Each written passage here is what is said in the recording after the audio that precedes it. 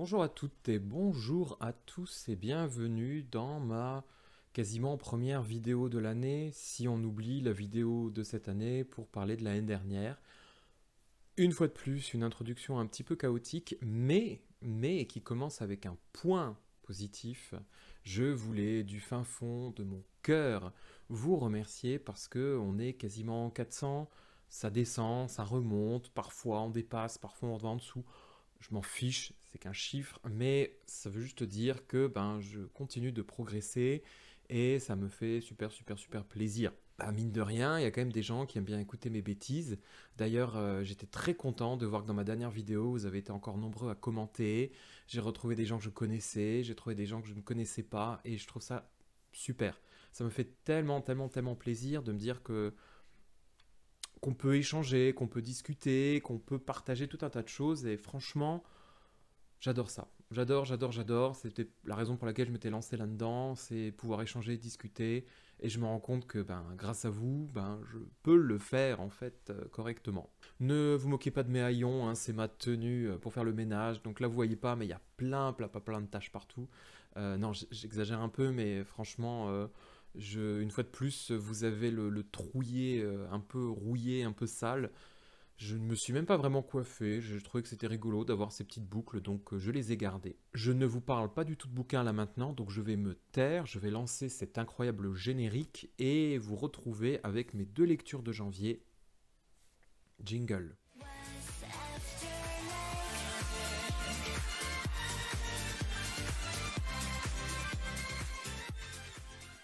On va commencer avec ML Rio, If We Were Villains.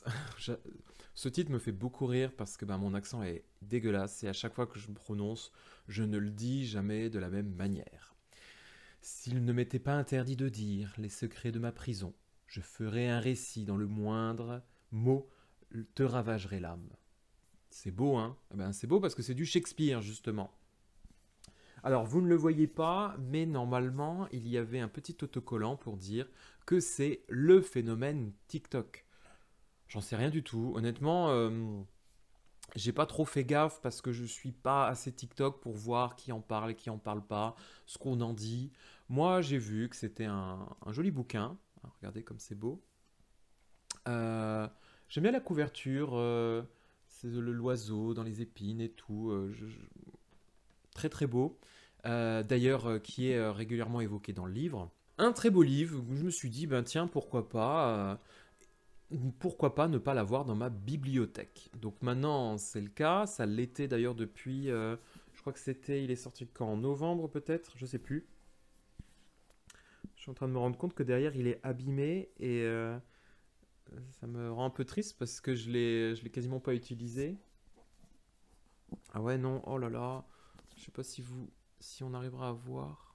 Oh, je la vois d'ici, la marque là. Oh, oh, ça me rend triste. Bref, c'est pas grave, je l'offrirai en concours. Non, je plaisante. Des fois, ça me fait toujours rire les concours qu'on voit, qu'on croise là à différents endroits de YouTube ou d'Instagram qui est un peu oh on me l'a envoyé gratuitement celui-là et je l'avais déjà acheté entre temps donc je vous offre celui que j'ai acheté qui est moins beau parce que l'autre je préfère celui-là et tout et je suis toujours un peu ok merci de nous donner vos poubelles hein, c'est bref 5 minutes de vidéo je suis déjà très judgmental et j'ai toujours pas parlé de ce fichu livre alors If You Were Villains, de quoi ça parle? Ça parle de Shakespeare. Ce sont des étudiants qui se retrouvent ensemble dans une école entièrement dévouée à Shakespeare et au théâtre. Voilà, c'est une grande école de théâtre réunissant des gens riches et puissants qui ne font que du théâtre et se passionnent de théâtre et ne parlent que de théâtre. Donc des intellectuels supérieurs au monde, supérieurs au quotidien, aux êtres humains comme vous et moi, dans des classes où ils peuvent être 8 ou 9 ou 10, ça ne pose pas de problème parce qu'eux, ils ont les sous, il n'y a aucun souci, ils ne gardent que les meilleurs. Et justement, on va s'intéresser à 7 étudiants qui sont les meilleurs d'entre eux, puisqu'ils sont dans leur dernière année, leur quatrième année, et c'est pas comme dans Undo Stress, normalement, quand ils ont terminé, ils peuvent partir. Le plot twist de Undo Stress, c'est que pour rajouter une saison, Ils ont dit, vous êtes trop nuls, donc vous allez devoir faire une année supplémentaire. Là, il n'y a pas de ça, ils ont leur diplôme, ils s'en vont. On suit donc cet étudiant avec le point de vue de Oliver, qui va être notre narrateur, notre monsieur jeu, celui qui va raconter à travers ses yeux. Et pas de bol, parce que quand on commence le bouquin, on démarre en prison. Et ouais, Oliver, ça fait 10 ans qu'il a été enfermé, on ne sait pas trop pourquoi, mais on comprend que c'est lié évidemment à ce qui s'est passé dans cette école. Et c'est comme ça que le roman démarre, le mystère démarre, c'est-à-dire on replonge dans le passé, Oliver va enfin nous raconter sa vérité de son point de vue, de ce qui s'est vraiment produit. On découvre donc une bande d'amis. Au début, j'ai eu un peu de mal parce qu'ils sont quand même 7 et on ne fait pas une présentation par chapitre, évidemment, parce que c'est un peu ennuyeux. On les présente spontanément au fur et à mesure. Donc, parfois, c'est fait 7 personnages qui parlent d'un seul coup et au début, c'est pas évident. Au bout d'un moment, on s'y fait, surtout en fait qu'on se rende compte que très vite, il y en a quand même certains qui sont beaucoup plus mis en avant que d'autres et certains qui sont bien mieux caractérisés que d'autres. Donc, le roman progresse et je ne vous en dis pas plus. Je vais surtout vous dire un petit peu ce que j'en ai pensé de tout ça. C'est de la Dark Academia, c'est-à-dire ce fameux genre qu'au début je comprenais très mal. Moi au début, la Dark j'arriverai jamais à le dire. Moi au début, la Dark Academia, je pensais que c'était de la fantasy un peu sombre dans les écoles. Pas du tout, du tout, du tout, du tout. C'est vraiment juste des histoires un peu sombres dans des écoles un peu privilégiées. Moi, c'est toujours un point qui me dérange un peu parce que je retrouve cette espèce d'ambiance de prépa que j'aime pas trop. C'est des gamins riches, avec quelques exceptions, et même ces exceptions-là, on a souvent du mal à les comprendre, mais bon, c'est des gens riches qui ne parlent que de littérature et qui se sentent un peu supérieurs au monde, forcément, parce qu'ils sont dans une école magnifique, ils font quelque chose qui euh, a beaucoup de sens pour eux et semble être vraiment bien plus supérieur à ce qu'on leur fait. Donc, même quand on veut pas donner à ces gamins une personnalité insupportable, moi, moi j'ai souvent du mal avec. Franchement, je suis souvent un peu gêné par ces gamins-là. Cela dit, dans ce livre-là, c'est pas trop le cas. Parce que, évidemment, quand j'ai lu le bouquin, j'avais en tête Le Maître des Illusions de Donna Tartt. Maître des Illusions que j'ai toujours pas terminé, je crois que je suis à peu près un tiers, et à chaque fois je me dis, ah allez, il faut que je le finisse, et je sais pas pourquoi. Enfin si, je sais pourquoi, c'est parce qu'en fait je l'ai en physique, et en physique j'ai beaucoup beaucoup de mal. Celui-là aussi, hein, je l'ai lu sur tablette, parce que sinon j'y arrive pas. Franchement, j'arrive plus à avoir les bouquins dans les mains, je trouve ça trop compliqué, surtout quand on a des gros gros livres qu'on n'a pas envie d'abîmer. Moi je suis un peu comme ça, je l'achète, j'ai envie de le ranger et je suis tranquille. Enfin bref. Quand vous lisez le livre, vous passez votre temps évidemment à le comparer à Donna Tartt. Et chez Donna Tartt, honnêtement, les gamins sont hyper prétentieux. Là, c'est un peu le cas, mais moins. En fait, là où ils sont très prétentieux, c'est qu'ils passent leur temps, et je dis bien leur temps, à citer Shakespeare. Et au début, je trouve ça cool, je trouve ça chouette. Et en fait, c'est vraiment tout le temps, tout le temps, tout le temps que ça en perd un peu de saveur. J'aime bien quand il cite Shakespeare dans des moments importants, dans des moments un peu de tension, mais des fois, c'est simplement, oh tiens, ce mot-là est dans Shakespeare, je connais une phrase avec ce mot, je cite Shakespeare. Et c'est ça aussi qui m'a un peu déçu, c'est que j'en attendais un peu plus au niveau de Shakespeare en fait. C'est-à-dire que on n'en apprend pas des masses en fait sur Shakespeare, les œuvres. Je trouve que alors c'est pas le but du livre, mais quand même pour une œuvre qui est censée être un hommage à Shakespeare, j'aurais voulu parfois avoir quelques discussions sur les pièces de théâtre, sur les personnages, sur je sais pas moi, sur vraiment le sens des pièces qu'il a voulu dire, même le sens caché, même si c'est faux. Honnêtement, même si c'est faux, je m'en fiche, mais j'aurais voulu avoir un peu plus de ça. Il n'y a pas des masses de cours. Dans ma tête, je crois qu'ils vont. On a vraiment peut-être 2 cours et encore, je trouve que on les voit plus en dehors et ça, je le regrette un peu. En fait, à mon sens, le livre manque de substance et de pages et ça, c'est dommage. Parce qu'on le ressent aussi dans le développement des personnages. J'ai trouvé que les 7 personnages ne sont pas du tout développés de la même façon et qu'on a souvent du mal à les comprendre parce qu'on manque de substance. Pour moi, ce livre, il aurait fallu rajouter plus de pages et peut-être supprimer un ou deux personnages. Voilà. Je reviens au Maître des Illusions. Donartart, ils sont pas si nombreux que ça dans mes souvenirs. Je crois qu'ils sont 5. Là, ils sont déjà 7. C'est beaucoup, beaucoup, beaucoup. Et comme ils sont toujours un peu autour de stéréotypes, on a celle qui est très très belle et qui en a marre d'être vue comme la belle. On a le gentil, celui qui est apprécié par tout le monde, mais qui est un peu que ça. On a le méchant, celui qui pour le coup est assez agressif, il est toujours très grand, enfin toujours très grand. Il est musclé, il est fort et on lui donne des rôles un peu de brut comme ça. Euh, voilà, on a ce petit monde qui est quand même, c'est des stéréotypes et je trouve que l'œuvre a du mal à s'en détacher parce qu'elle dit ils sont comme ça et on l'accepte dès le début et on travaille pas des masses. Même quand elle veut les faire évoluer, même quand on voit qu'il y a des évolutions dans les rôles, qu'on change de place, je trouvais que c'était rarement abouti. Rarement abouti. Et le plus gros défaut pour moi de l'œuvre, c'est qu'il y a une espèce de tension. Il y a un mystère dès le départ. On veut savoir ce qui s'est produit, qui a poussé, qui a mené notre héros en prison. On le sait, je crois que c'est peut-être avant la moitié de l'œuvre. En tout cas, c'est vers la moitié, avant la moitié. Et une fois qu'on découvre un petit peu cela, il y a d'autres mystères qui apparaissent, mais l'attention s'envole. Et, et à partir de là, j'ai trouvé qu'on s'ennuyait beaucoup plus. Les 200 premières pages, on est pris dans, on veut savoir ce qui va se passer, comment ça va se passer, on veut voir comment ça va se dénouer, il y a une espèce de tension, c'est terrible. Et une fois que ça se produit, je trouve qu'il n'y a plus rien. Il n'y a plus rien. Il y a toujours, comment dire, justement une tension, mais on le ressent beaucoup moins. On voit les conséquences, on voit les élèves qui sont pas bien à différents endroits, mais souvent on le comprend pas, ou alors ça apparaît spontanément avec quelques indices grossiers ou légers. Je trouve qu'en fait il y a un gros problème de rythme dans l'œuvre qui fait que au bout de 200 pages, l'œuvre, enfin ça monte, ça monte, ça monte, et au bout de 200 pages, on s'arrête et après on fait un peu du surplace. Ce qui fait que même la fin, elle est super expédiée. Mais vraiment, c'est 20 pages. Je m'y attendais pas. Au bout d'un moment, je me dis, mais il reste 20 pages. Et 20 pages, c'est réglé. Ouais, je trouve que c'était pas très abouti. Ce qui en fait pour le inversement, par contre, qui a quand même des bons points, une lecture facile. Je l'ai lu très rapidement, c'était très agréable, j'étais rarement perdu.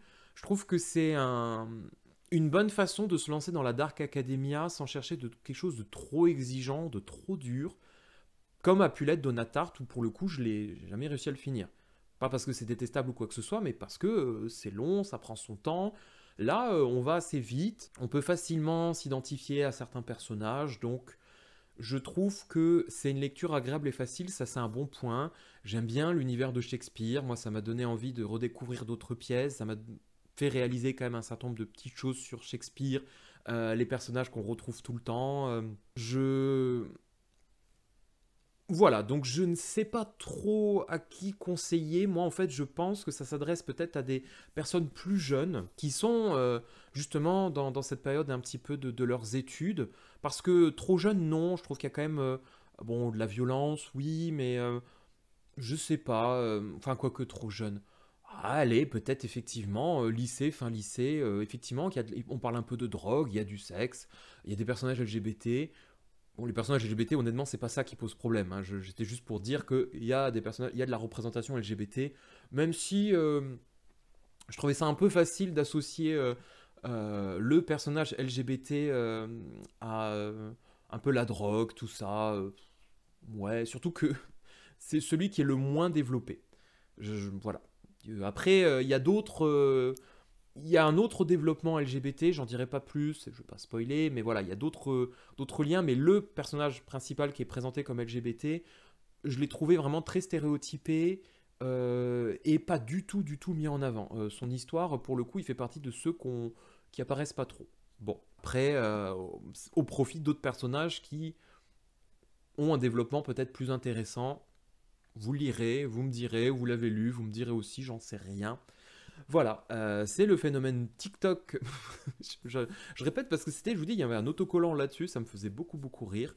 C'est de la Dark Academia. Pour commencer, la Dark Academia, vraiment, Je vous encourage, si c'est vraiment un univers qui vous plaît, ce côté un peu, on est en cours, on est des élèves, on a des histoires de triangles amoureux, de romances, de machin, et évidemment, il y a une tension, il y a des morts ou je ne sais quoi. Par contre, dernier point, ne vous lancez pas dans cette lecture en vous disant que ça va être une enquête policière. Au début, c'est ce que j'ai cru, puisqu'on démarre sur quelqu'un qui a été condamné, et on va vers son récit. Et je pensais que l'autrice allait mettre l'accent justement là-dessus, sur l'enquête, sur qui a fait quoi, comment. Pas du tout. Il n'y a pas d'enquête. Il n'y a vraiment pas tiens, je recoupe les éléments, j'ai des témoignages, c'est vraiment, vous faites votre propre enquête avec la façon dont les personnages agissent, disent des choses. L'enquête, c'est vraiment c'est pas une enquête. Voilà. N'allez pas vous lancer là-dedans dans une enquête. Allez lire ça si vous voulez, découvrir un petit peu ce que c'est de la Dark Academia. Voilà. Livre suivant. Livre suivant. Ma deuxième lecture de janvier, c'est donc de finir. Cette phrase n'a aucun sens, vous remettrez les mots dans l'ordre. Ma deuxième lecture de janvier, c'est de lire la fin de la trilogie du fameux problème à 3 corps. J'en ai un tout petit peu parlé, j'avais beaucoup aimé le premier tome, j'avais bien aimé le deuxième tome, et j'avais vraiment beaucoup aimé le début du troisième tome. Le troisième tome commence à notre époque avec quasiment, je crois, si je dis pas de bêtises, avec un personnage qui va mourir. Il le sait, il est condamné, il a une maladie incurable, il a une vie un peu triste. C'est un personnage très timide qui n'a jamais osé avouer ses sentiments à la fille qu'il aime, il a toujours été en retrait, et il sait qu'il va mourir. Mais avant de mourir, il se dit, tiens, je vais offrir à celle que j'aime une étoile. Donc il achète une étoile dans le ciel, il a un petit papier avec écrit machin possède cette étoile, et il envoie le papier à celle qu'il aime. Et ensuite, il choisit tout un programme pour mourir avant que la maladie vraiment l'emporte. Donc il veut être euthanasié. Ce passage-là, d'ailleurs, est assez terrible parce que la manière dont ça se passe, c'est que régulièrement, la machine vous demande de confirmer. Il y a 5 questions et on vous demande toujours à chaque fois, répondre, êtes-vous prêt, oui à mourir, oui ou non. À chaque fois, il réfléchit, à chaque fois, il répond oui, il répond oui, il répond oui. Il répond oui 5 fois, il va mourir. Et au moment même, la fille qui a reçu l'étoile débarque dans la salle. Et voilà. Ça, c'est le début de la mort immortelle. Et le début, ça, pour moi, les 300 premières pages, elles ont été extraordinaires. J'ai trouvé qu'au niveau du rythme, de ce qui se produit, des surprises, des tensions, des réflexions, de ce qui se passe, j'ai trouvé ça, mais génial. J'ai dévoré ces 300, 400 premières pages, je me souviens plus trop.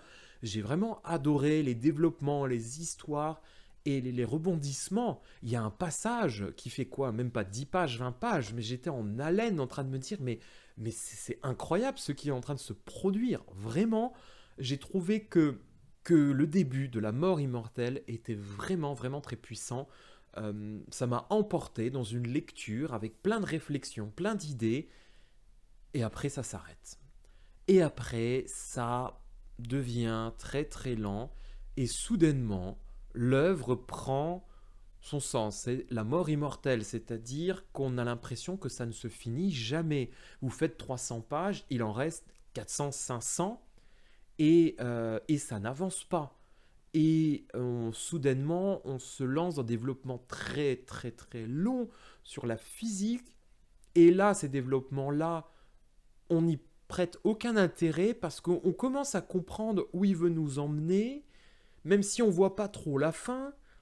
Et on comprend qu'en fait, ça, c'est du blabla. Franchement, il y a 400 pages, 300 pages qu'il aurait pu largement couper. J'en reviens pas. J'ai été très déçu parce que pour une trilogie que j'ai dévorée, que j'ai adorée, que j'ai aimée, subir ces 400 dernières pages, et même la fin, j'ai été très déçu. Dans les 2 premiers tomes, les 2 fins, je les ai beaucoup aimées. J'ai vraiment adoré. Et là, j'ai trouvé que c'était un peu décevant, un peu facile, un peu... je suis vraiment triste parce que c'est quand même terrible de se dire je termine une trilogie sur une fin que j'aime pas, que j'ai souffert dans les 400 dernières pages, et que... Et non, non, non, ouais, c'est... Est-ce que je regrette? Non, parce que je trouve que ce que ça m'a apporté en termes de réflexion et d'idées et de ouverture, pas du tout. Mais quand même, pour moi, les 400 dernières pages, c'est vraiment un gros raté et un gros défaut. Je ne sais pas ce que vous en avez pensé ou ce que vous en penserez. J'ai été complètement mis de côté à ce moment-là.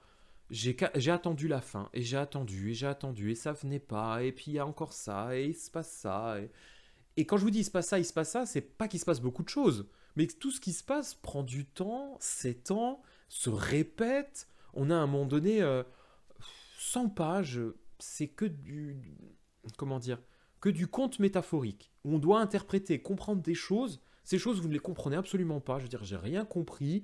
On voit vaguement des liens, mais on subit ça pendant 100 pages. C'est lourd, c'est lourd, c'est lourd, c'est lourd. Dernier point qui m'a un peu dérangé de manière générale à travers le roman, mais surtout dans le tome 2 et encore à nouveau dans le tome 3, c'est sa représentation des femmes où il y a un peu cette idée que la femme est souvent présentée comme très belle et très pure, pas toutes, mais certaines, celles qui sont mises en avant, notamment l'héroïne du tome 3, elle est souvent mise en avant pour sa beauté, sa pureté, son innocence, et elle représente un côté très maternel que les hommes n'ont pas.